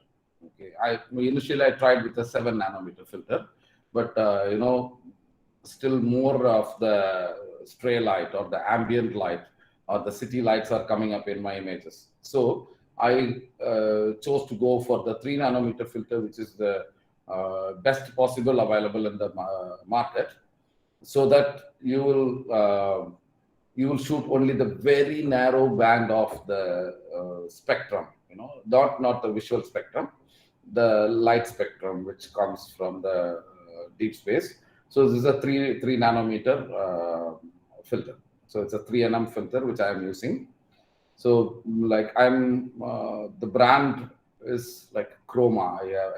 I have 3 Chroma filters, narrowband, which is all fixed inside a filter wheel. So I shoot separately hydrogen alpha, oxygen separate, sulfur separate. So now we have 3 different data of hydrogen, oxygen, and sulfur. But when you see it, it will be all black and white, only one color. You cannot see any other colors in that. So now you have to make it a color image, a pleasant, beautiful image to see. For that, this issue is not there with the color camera, because already the sensor is colored and you will get a color image from the camera. But when it comes to monochrome imaging, you have to, it is the artistic talent, how you are going to color your image. Sir, sorry to interrupt you. I have a question here. Yes, participant Sandhya has asked about the imaging monochrome and color. So she has asked, do we do with thermal imaging, something like that?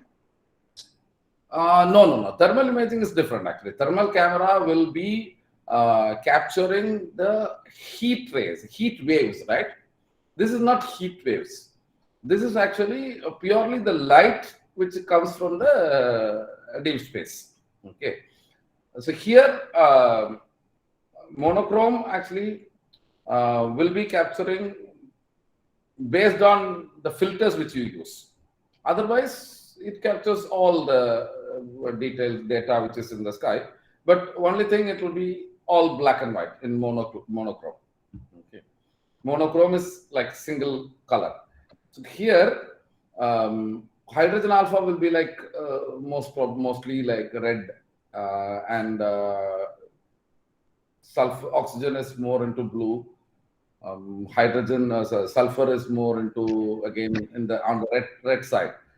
So, but you will not see any colors when your data pops up in the screen. So you have to colorize the image. So thermal imaging and monochrome imaging is entirely different. Okay, these are all two different streams. So we don't have to mix up that. Okay. Thank you, sir. So, yeah. So in monochrome image, so here, but even though you can make it artistic according to your style, okay, like whatever colors, maybe you can substitute hydrogen for red, or hydrogen for blue, or sulfur for green, whatever. It is up to your mind, your artistic view. But there are two internationally accepted palettes for mixing the colors. Okay. One is bicolor imaging, another one is tricolor imaging. In bicolor imaging, we use only two filters, hydrogen and oxygen. But in tricolor imaging, we use all the three filters, hydrogen, oxygen, and sulfur. So based on that, there is SHO and HO. These are the color palettes. Okay. SHO is called the Hubble's palette. Here, sulfur data we will be mixing to red channel, and hydrogen data we will be mixing to green channel, and oxygen data we will be mixing to the blue channel. So when all these three data comes to RGB, when it is mixed as an RGB, you get a beautiful result. I'll show you a monochrome image and I'll show you the color images. And in bicolor, it is hydrogen and oxygen. Only two filters will be used. So hydrogen will be compensated for red, and oxygen will be for blue and green. So these channels, both two channels will be substituted by oxygen data, and hydrogen will be for one channel, like that. Okay. So this is the two color patterns. Okay. So now before that, now is the major part. How we are going to photograph, the steps involved in photographing. First things first, you have to set your equipment. And to tell you, like now let us forget about the tripod. We are using a star tracker or a equatorial mount. So even for both of them, we need to tell your mount or your tracker or mount where it sits.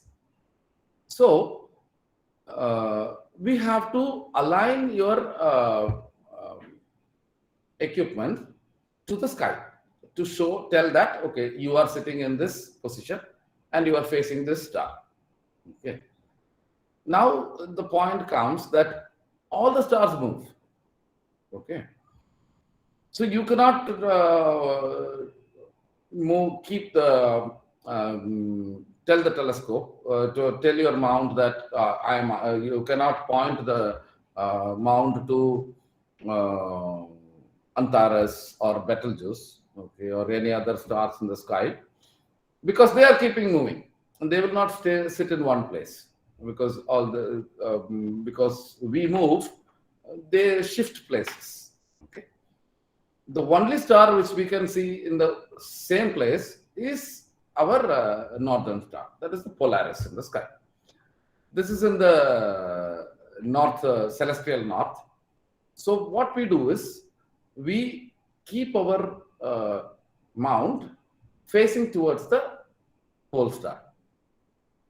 Okay, and there is, like, we will adjust our altitude of the tracker or altitude of the mount, EQ mount, and you will adjust the the azimuths, and we will set to the north. So this is called the polar alignment. Okay. So now when you are fixed, the mount is fixed to towards the north. Okay. So now your mount knows that, yes, I am in this location at this altitude, because it has all the coordinates, right? It is built in. So at this particular location, in this altitude, in this at this latitude and in this longitude positions. When you say in the celestial coordinates, at this right ascension and at this declination is the Polaris. So that means I am in this part of the world. Okay. So if I say, like, if I put my equipment in my backyard, I will be going for around 29-degree altitude. So because in my part, actually the Polaris will be visible at the 29-degree altitude. Okay, and right ascension we will be the declination we will be seeing and we will be noticing. Now, actually, I do not know the coordinates of the declination. Okay, so now it is done.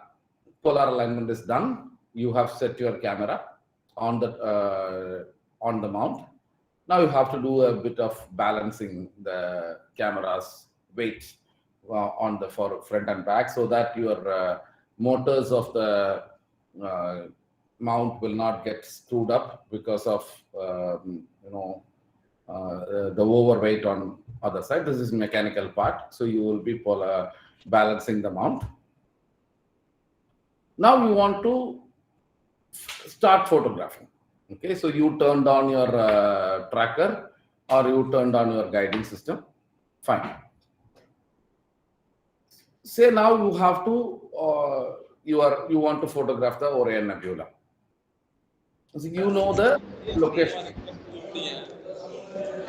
பல college போக வேண்டியதுடா, விஷயம் தெரியாம பேசிட்டு என்ன பண்ணலாம், அடுத்த college எங்கேயா போகணும். Hey, please mute yourself. Sorry, sir. No problem.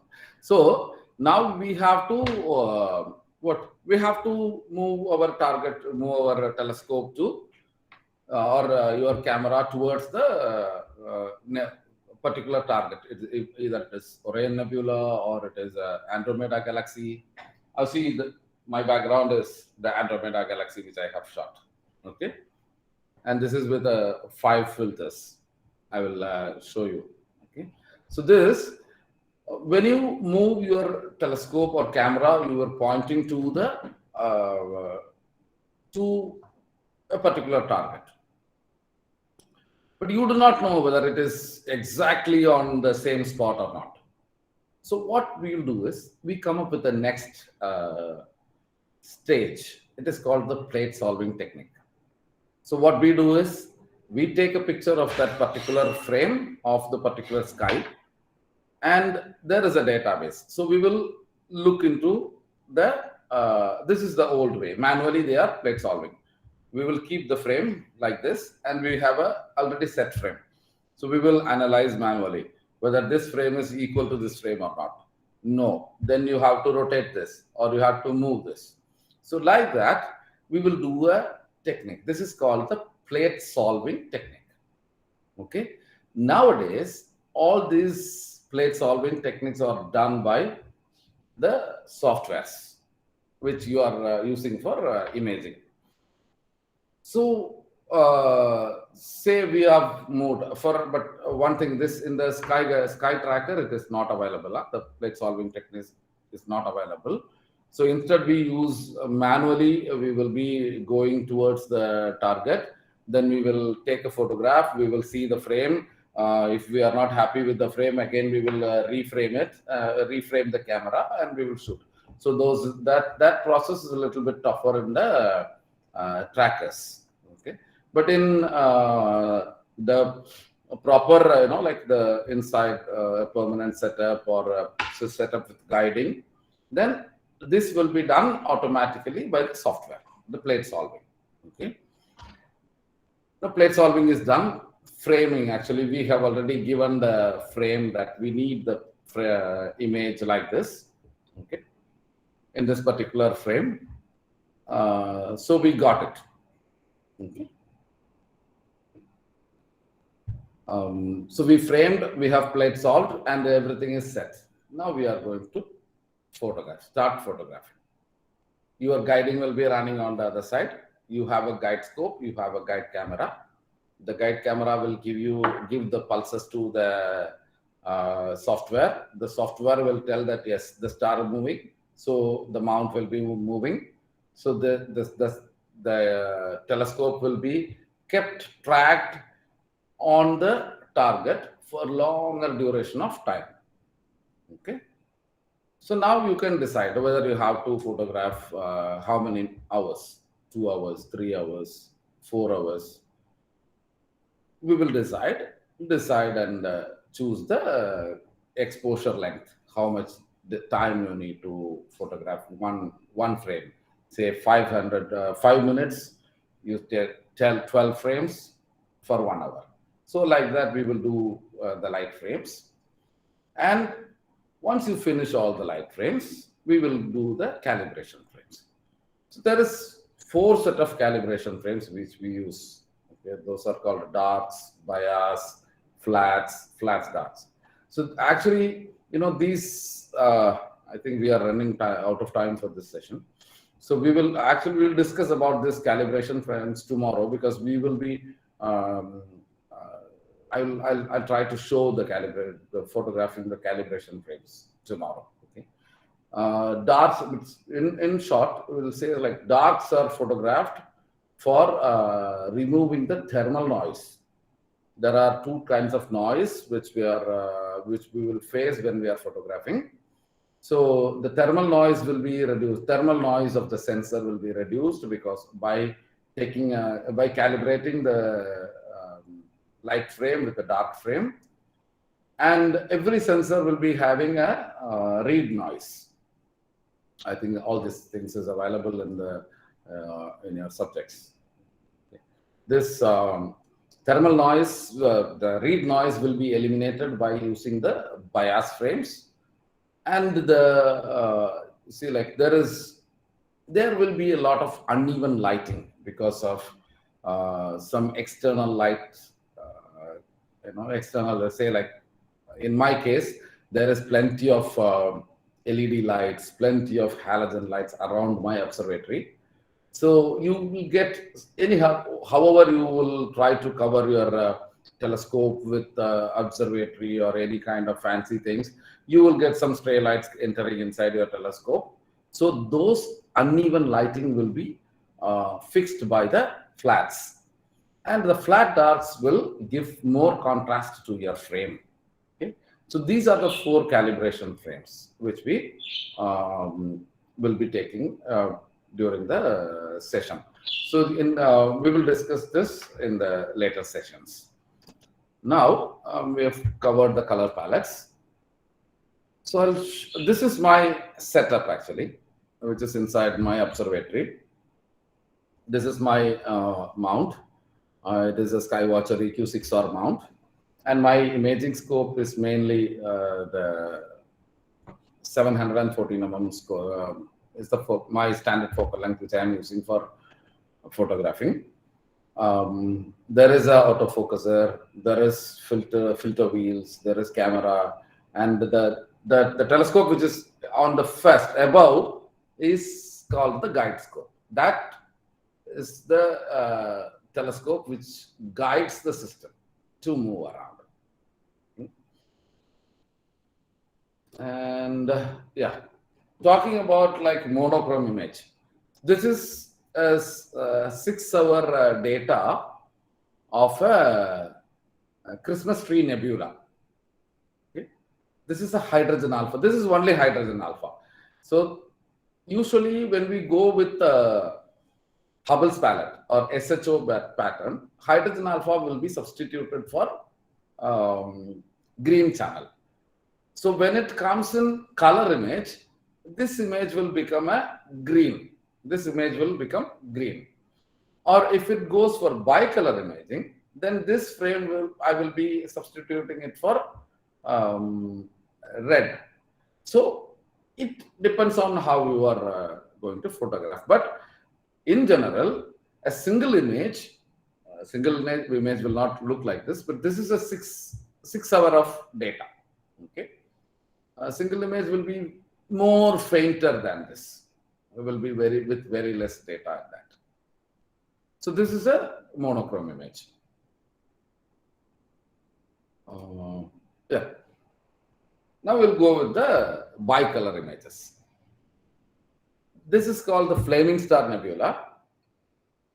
So here, what we have taken is like, this is a bicolor image. So this one, hydrogen alpha is substituted for red channel and oxygen is for green and blue channels. So when you mix it up together, it will give you a more red effect like this. Okay, and actually the infrared red, actually the hydrogen alpha red will be little more in the magenta side or little more in the purple side of the spectrum it will be. So when you mix these two colors, then it will become like this. So I think this is like shot for 12 hours from my rooftop, approximately. I don't remember. So this is a monkey head nebula. This is again, bicolor image, HOO palette.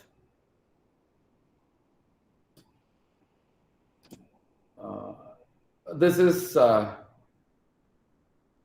is that? Jellyfish nebula. Yeah, this is jellyfish nebula. This is again bicolor image. So this is also only HOO palette. Two filters are used in this.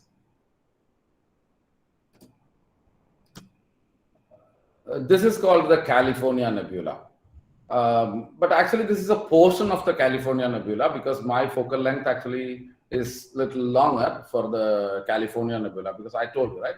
This will be a little more better. This was shot with 714 millimeter. But if you go for like 300, 300 will be too much wide for it. Maybe like around 500 focal length. Then you will get the entire California Nebula in the picture. So that will be a little more fascinating. I'm planning to do a mosaic of this California Nebula with like 2 frames, photographing the two portions separately and merging it together. This was shot from bottle 4 sky for 6 hours.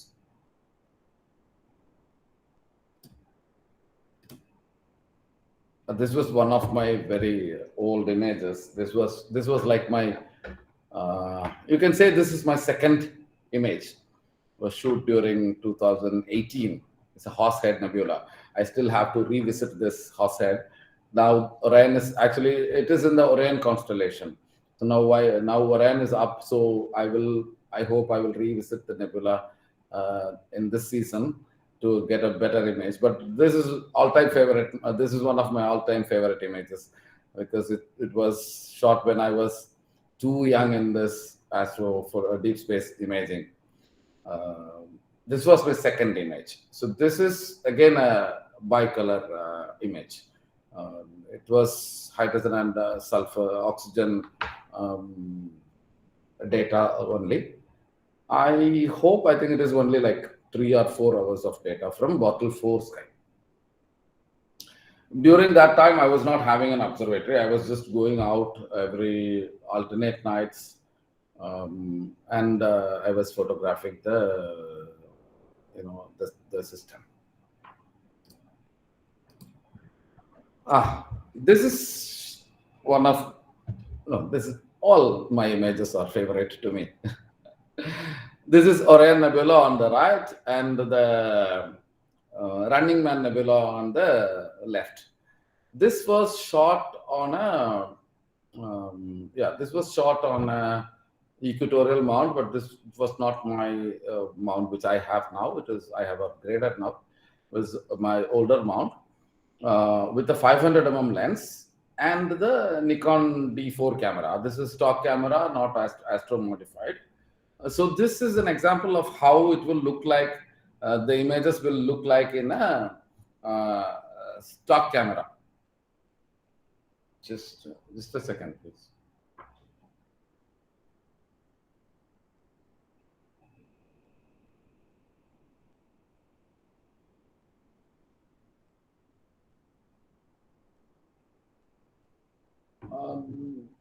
So this is. So can we have questions now from the audience?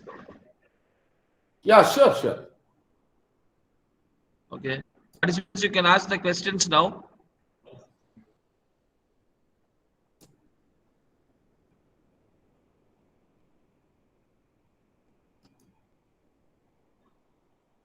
Okay, thank you so much, participants. Thank you so much, sir. So tomorrow we will be having the second session tomorrow. So that will be real hands-on workshop training like thing, because he will be showing his observatory and all. And thank you, Mr. Ajith Everester, for your valuable time sharing with you. And it was really awesome to see the pictures. Okay, sir. Yeah, we are very happy to have you. So we will meet tomorrow then. Thank you. Thank you so much. Thank you so much for I think I was quite boring for long lectures. I'm not sure. No, sir, not like that, sir. Most of these technical terms, like these are all jargons. Like even myself when I started it, I felt like very odd. Latin and Roman for me when I started with this hobby. But when it comes into practice, all these terms, technical terms, we will learn to it, and it's good actually. And tomorrow we'll do one thing. We will cover up. Like I have some set of images one day, like now to show. So we can show up these images, and we will continue with the next portion, like how we are. Yes, sir. We will continue with this talk itself. I want other image explanations from your side, and we will have that workshop, sir. Yeah, tomorrow I will be showing how we are creating it. Okay. Okay, sir. Okay, sir. Thank you. Thank you for the Mr. Ajith, and I thank you all the participants. So we will meet you all in the afternoon session tomorrow at 2 p.m. Thank you. Thank you so much. Thank you so much. Thank you.